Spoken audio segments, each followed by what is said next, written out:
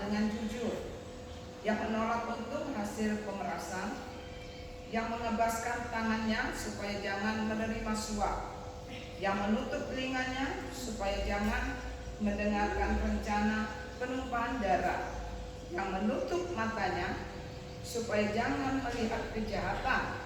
Dialah seperti orang yang tinggal aman di tempat-tempat tinggi. Bentengnya ialah kubu di atas bukit batu, rotinya disediakan, air minumnya terjamin. Puji Tuhan. Bapak Ibu saudara-saudari yang saya kasih dalam kasih Tuhan, seperti yang saya katakan tadi, sebenarnya manusia ini boleh dikatakan tidak ada, kalau dalam tes kejujuran banyak manusia yang mungkin tidak akan lolos dari kejujuran. Kan sekarang ada tes pendeteksi kejujuran, bahkan dari bola mata saja, dari kornea mata. Kalau orang berbicara jujur dan tidaknya itu akan kelihatan, ya. Nah, di sini saudara dikatakan orang yang hidup dalam kebenaran, yang berbicara dengan jujur. Orang kalau dia jujur, maka orang itu otomatis dia akan menjadi orang yang benar. Kenapa? Karena tidak ada dusta, tidak ada tipu muslihat, tidak ada kejahatan. Karena apa? Semata-mata hatinya tulus. Tidak ada tipu menipu, tidak ada keuntungan dari setiap pembicaraan, dari setiap hubungan antara dia dengan sesamanya. Ya, makanya di sini dikatakan kalau orang itu hidup dalam kebenaran dan berbicara dengan jujur dan menolak untung hasil pemerasan. Nah, orang jujur saudara, mau dikasih suap sebesar apapun, segede apapun, ya, pasti akan menolak. Tapi beda kalau manusia yang serakah, bahkan yang manusia yang boleh dikatakan tidak kuat, bisa aja dia tergoda. Makanya kita lihat kan begitu banyak kasus-kasus orang-orang penjahat-penjahat kelas kakap di penjara tapi dibebasnya cepat sekali. Karena apa? Hakimnya bisa disuap, jaksanya bisa disuap, apalagi pengacaranya membela mati-matian supaya kliennya bisa dibebaskan. Nah, saudaraku yang kekasih, kalau kita lihat sekarang begitu banyak dunia korupsi, dunia manipulasi, di mana orang-orang selalu menganggap saudara bahwa uang itu adalah segala-galanya. Saudara ingat saudara ya, kalau kita jadikan uang itu menjadi tuan kita, hati-hati saudara, kita diperhamba siang malam, tidak ada waktu istirahat, tidak ada waktu buat Tuhan, bahkan untuk keluarga, bahkan untuk sesamanya, itu tidak ada. Karena apa? Dia diperhamba dengan uang. Tetapi sebenarnya kita harus tahu, akar dari segala kejahatan itu adalah cinta uang. Tetapi manusia seringkali sering dibodohin, sehingga mau-maunya uang itu dijadikan raja, uang itu dijadikan Tuhan, uang itu dijadikan dewa bagi dia. Kalau pokoknya segala-galanya diatur dengan uang. Memang saudara, kita tidak memungkiri semua orang butuh uang. Tapi saudara ingat, uang itu kalau kita pandai mengelolanya, dia itu harus menjadi hamba kita. Kita yang menjadi Tuhan, kita yang mengatur.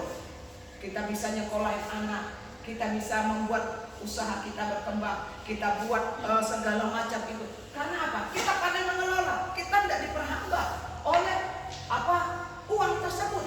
Makanya kita bisa dikatakan belajar untuk menjadi orang benar. Karena kalau orang benar itu saudara, dia akan mengebaskan tangannya, bahkan dia menolak untuk hasil dari pemerasan. Banyak orang yang tanpa kita sadari begitu banyak memeras orang sana sini. Kelihatannya ini boleh dikatakan sah ya untuk pungut-pungut. Bahkan waktu kemarin juga seperti di berita. Kalau kita lihat orang benar itu luar biasa. Dia akan selalu jujur, dia akan selalu menolak untung dari hasil pemerasan ataupun hasil yang dikatakan tidak baik. Bahkan dikatakan yang mengebaskan tangannya supaya jangan menerima suap. Banyak para bupati kemarin, para gubernur kemarin ditangkap izin-izin yang melegalkan tanah hutang atau tanah-tanah yang dimana bisa dilegalkan. Akhirnya saudara, belum habis masa jabatan mereka sudah ketangkap dan akhirnya mereka dimasukkan ke dalam penjara. Kalau kehidupan kita secara jujur, memang saudaraku yang kasih, tidak semuanya bupati akan seperti itu, tidak semuanya juga gubernur seperti itu. Pasti ada orang-orang yang Tuhan juga beri di dalam dunia ini, orang yang benar-benar jujur, orang yang hidup dalam kebenaran, maka dia akan menolak seperti firman Tuhan ini. Kan banyak ya saudara, kalau kita lihat, tidak semua pejabat yang kalau orang seperti itu, maka orang itu dikatakan berbahagia. Karena apa? Mereka dikategorikan sebagai orang yang hidup dalam kebenaran, dan karena dikatakan juga yang lebih parah lagi, kadang-kadang saudara, kita tahu ada niat jahat orang. Karena kita tidak mau jadi saksi, kita tidak mau ditunjuk menjadi saksi, kadang kita tutup mulut. Kita mendengar orang merencanakan kejahatan. Mungkin kalau kita beberkan, kan banyak kasus-kasusnya. Wah, ada orangnya sebenarnya tahu perkara ini seperti brigadir.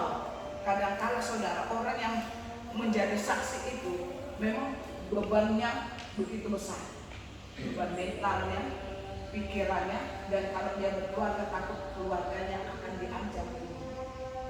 Tetapi apa yang dilakukan oleh seorang Eliezer, walaupun demikian, konsekuensi kejujuran kita kadang-kala harus membayar harga. Kadang kita dijauhi, bahkan kadang-kala nyawa kita menjadi taruhan. Itu adalah kejujuran. Dan dikatakan juga menutup matanya supaya jangan melihat kejahatan. Saudara, sering kita berdoa ya untuk kota kita, kota air bersih. Begitu banyak kejahatan yang terjadi, begitu banyak hal-hal yang dosa dilegalkan. Kita berdoa, bukan berarti kita tutup mata, tidak. Kita membuka mata dengan berdoa untuk menjangkau jiwa-jiwa ini, supaya mereka disadarkan, supaya mereka terima Kristus. Nah, kesaksian saya juga ya saudara, seperti kakak